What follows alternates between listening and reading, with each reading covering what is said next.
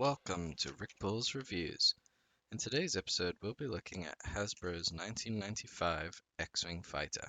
The Nimble X-wing Starfighter continued to score devastating hits on the Empire's fighter squadrons, long beyond the expected lifespan of the vehicle. Military analysts observed that the X-wing's excellent design helped contribute to the superiority. But it was also the rebel pilots' intensive training and advanced flight maneuvers that gave them the edge. The X-wing fighter was launched as the first vehicle in the new line, just as it was the first some 20 years ago. The same molds were used, but new sounds directly from the film were added.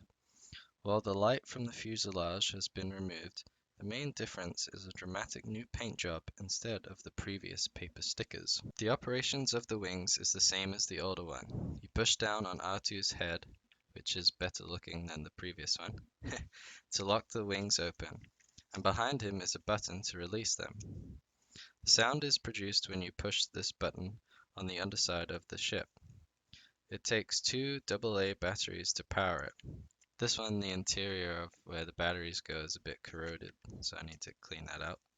The cockpit opens up and the pilot slips inside, though you'll notice in the newer ones, because the molds are the same as the older 80s ones, that sometimes the new figures, because they're a bit bulkier, have difficulty getting into the cockpits.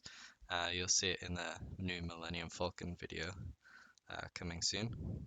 So the front nose mold has changed slightly in that the little gun on the original has been removed.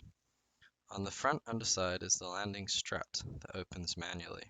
The detailing on the toy is really nice with scorch marks along the proton torpedo launchers. It is also painted and stickered as Luke's Red 5, though other pilots fit inside it. This ship came packaged in a Power of the Force box. If you could only have one of the letter wing ships, this would be the one.